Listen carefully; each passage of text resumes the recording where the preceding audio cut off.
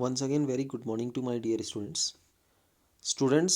Today I am here with a new topic, and the topic is Bryophyta. Since you know that in the previous video we discussed about the first plant division, Thallophyta or algae, today I am going to discuss about the Bryophytes. Now, what are Bryophytes? Is a division of plants which contains a group of plants which are mostly known as amphibians of the plants. ठीक है. Now question comes, why bryophyte is called as amphibians of the plants? Now the answer is, since we know that most of the thallophytes are aquatic in nature, means they live only in the water bodies. ठीक है, और they live in a particular area where there is a little bit amount of water is present. So these are the first organisms. ठीक है, ये पहले organism थे जो पानी से उतर के ज़मीन पे आए. Now one more thing, who are amphibians? Amphibians are those organisms who require land as well as water for the survival. यानी इन्हें वाटर और लैंड दोनों की रिक्वायरमेंट है. यानी एक के अगर लैंड पे हैं तो वाटर के बिना काम नहीं चलेगा, और वाटर पे हैं तो लैंड के बिना काम नहीं चलेगा. These are called amphibians. Mostly हम लोग कन्फ्यूज़ रहते हैं कि हम लोग कहते हैं कि यार जो लैंड और पानी दोनों में रह सकते हैं उसे हम उसे हम बोलते हैं एम्फीबियंस. बट ऐसा ट्रू नहीं है. रहना अलग चीज़ है, बट दोनों की रिक्वायरमेंट अलग है. ठीक है. अब जो ब्रायोफाइट्स हैं, भले ही ये लैंड पे रहते हैं, लेकिन इनको फर्टिलाइजेशन की प्रोसेस के लिए, रिप्रोडक्शन की प्रोसेस के लिए वाटर चाहिए ही चाहिए. अगर वाटर नहीं होगा तो इनका रिप्रोडक्शन की प्रोसेस आगे नहीं होगी और कंटिन्यूएशन ऑफ द स्पीसीज नहीं होगी. That's why these are called as amphibians of the plants. ठीक है. मोस्टली टेरेस्ट्रियल प्लांट्स होते हैं, depend on the external water for fertilisation and completion of their life cycle. ठीक है. So that's why these are called as amphibians of the plants. ठीक है. They grow in the shady and moist places such as moist wall, damp rock, moist soil and decaying logs. तो ये कहाँ रहना पसंद करते हैं? सैडी एरियाज़ में, जहाँ मॉइस्चर बहुत ज़्यादा होता है. ठीक है. तो ये मॉइस्ट वॉल पे, डैम रॉक्स पे, मॉइस्ट सॉइल पे और डिकेइंग लॉग्स के ऊपर ग्रो करते हैं. They show thalloid plant but which do not have differentiated into root, stem and leaves. देखो, हमने थैलोफाइटा में देखा था, हमने एल्गीज में देखा था, there was no clear cut differentiation. वहाँ पे रूट, स्टेम और लीफ लाइक कोई स्ट्रक्चर था ही नहीं. सिमिलरली इनके पास भी ट्रू रूट, ट्रू स्टेम और ट्रू लीव्स नहीं होते. हालांकि आप मॉस को उखाड़ के देखोगे तो आपको लगेगा कि यार शायद इसके पास रूट भी है, स्टेम भी है और लीफ भी है. रूट राइजॉइड होती है और जो अदर स्ट्रक्चर हैं वो मॉडिफाइड टाइप के होते हैं. बट इनके पास भी जो है ट्रू रूट, स्टेम और लीफ नहीं होता है. आप इस बात को ध्यान में रखेंगे. In bryophytes true roots are absent but rhizoids are present. देखो, मैंने कहा था ना, इनके पास ट्रू रूट्स तो नहीं होती, बट रूट्स के लाइक अपीयर होने वाले स्ट्रक्चर जिनको कि राइजॉइड्स बोलते हैं वो प्रेजेंट होती हैं. ठीक है. Rhizoids are unicellular in liverworts while multicellular in mosses. तो दो अलग अलग कैटेगरीज हैं ब्रायोफाइट्स की, लीवरवर्ट और मॉसेस. तो लीवरवर्ट्स में ये यूनिसेलुलर होती हैं. रूट्स मतलब जो रूट लाइक स्ट्रक्चर, राइजोट्स का मतलब रूट लाइक स्ट्रक्चर जो है ये यूनिसेलुलर होती हैं, और वहीं मॉसेस में ही मल्टीसेलुलर होती हैं. What is the function of rhizoids? Similar to the roots, they absorb water and mineral and also help in the fixation of the thallus into the substratum. तो इनकी जो प्लांट बॉडी होती है इसको thallus बोलते हैं. तो इनका काम क्या होता है? एक तो मिनरल और वाटर का एब्जॉर्प्शन करना, और थैलस को सबस्ट्रेटम. सबस्ट्रेटम मतलब जिस बेस पे आपका प्लांट उग रहा है उसको सबस्ट्रेटम बोला जाता है. ठीक है. तो उसको सबस्ट्रेटम के साथ अटैच करने में ये हेल्प करती हैं. ठीक. Now you are observing the life cycle of the bryophytes. ठीक है, इन दिस फिगर. ठीक है. There are two phases in its life cycle, haploid phase and diploid phase. Haploid means जब the number of chromosome just half रहता है उसे haploid बोलते हैं. And the number of chromosome 2n की phase में, जैसे अब मैं आपको ह्यूमन बींग का एग्जांपल देके समझाऊंगा. Human beings are diploid. हमारे पास नंबर ऑफ क्रोमोजोम 23 पेयर है, यानी 23 इंटू 2 46 है. जब लेकिन हमारे जो गैमेट है उनके पास जो नंबर ऑफ क्रोमोजोम है वो हैप्लॉइड है, 23 है. ठीक है. तो इनके इनकी लाइफ साइकिल में भी दो स्टेजेस आती हैं, हैप्लॉइड और diploid. You can easily observe. ठीक है. The main plant body you are observing its haploid. ठीक है. नाउ हैप्लॉइड जो प्लांट बॉडी है इसमें आपके एंथ्रीडियम बोलते हैं हम इसको. मेल सेक्स ऑर्गन को एंथ्रीडियम बोला जाता है और फीमेल सेक्स ऑर्गन को बोला जाता है आर्चिकोनियम. ठीक है. एंथ्रीडियम और आर्चिकोनियम आपके मेल और फीमेल गैमेट बनाएंगे. स्पर्म बन रहा है आपका. ठीक है. स्पर्म आपका आर्चिकोनियम के पास पहुंच रहा है. आर्चिकोनियम के अंदर एग है, एग फर्टिलाइज हो रहा है. नाउ आफ्टर फर्टिलाइजेशन आपका जाइगोट बनेगा जो कि आपका डिप्लॉइड होगा. 2n इसकी प्लॉइडी आप देख रहे हैं. नाउ जो आपका ये जाइगोट है, now it is converting into embryo, and embryo is once again dividing and forming gametophyte. It's once again you are observing. ठीक है. 1n. ठीक है. इसके अंदर फिर आप स्पोरोफाइट देख रहे हैं.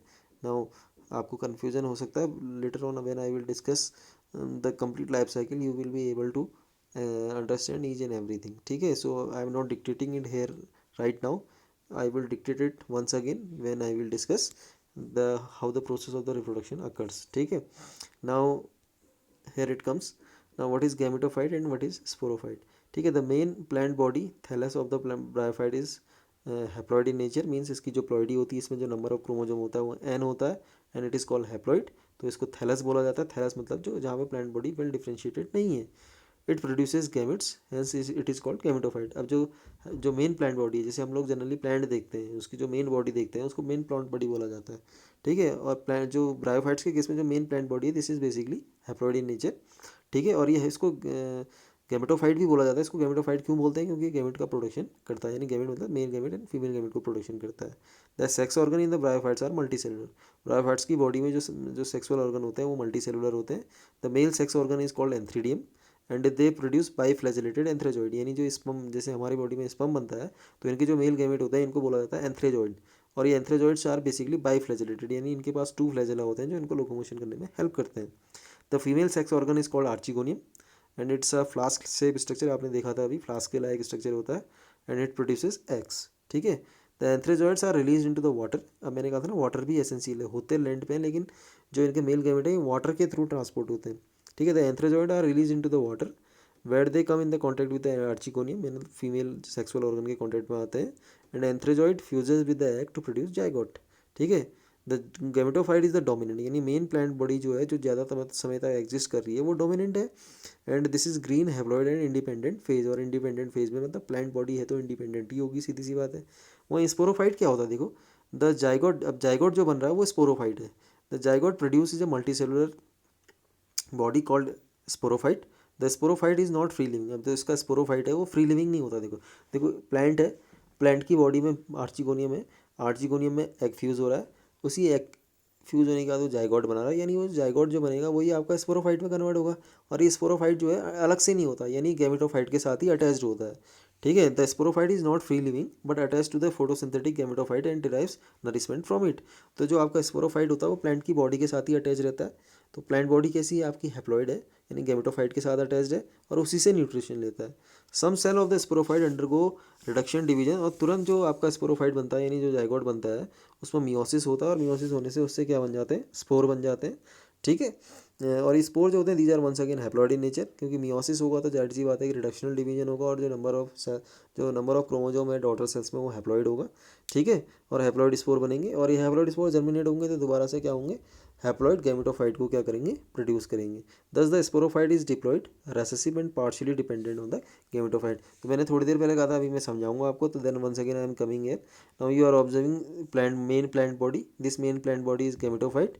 इसके पास आपका आर्चिगोनियम और एंथ्रीडियम दोनों है. एंथ्रीडियम ने आपका एंथ्रोजॉइड्स बनाए यानी मेल गैमेट बनाए. ठीक है. जो आर्चिगोनियम के पास जाएंगे, आर्चिगोनियम के पास जाएंगे तो फर्टिलाइजेशन होगा.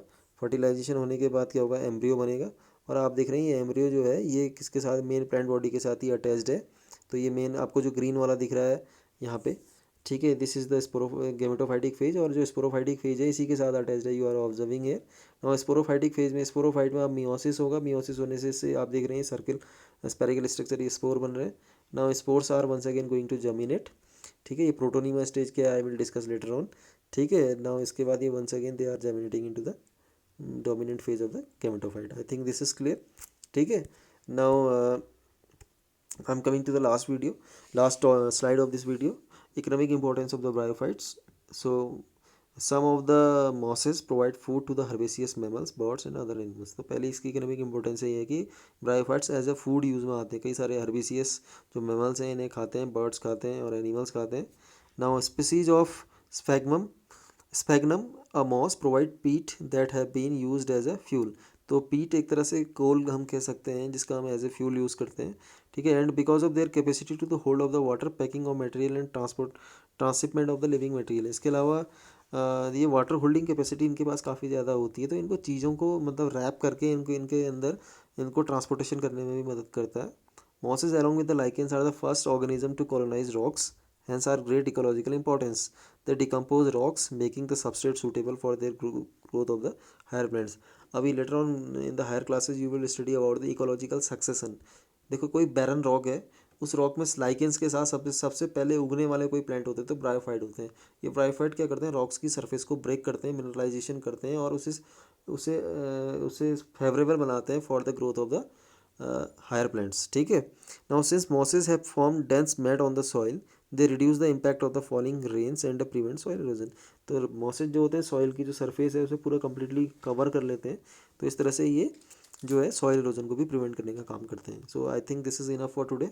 Tomorrow I will discuss few more new things about the bryozoates. Till then, thank you and bye bye.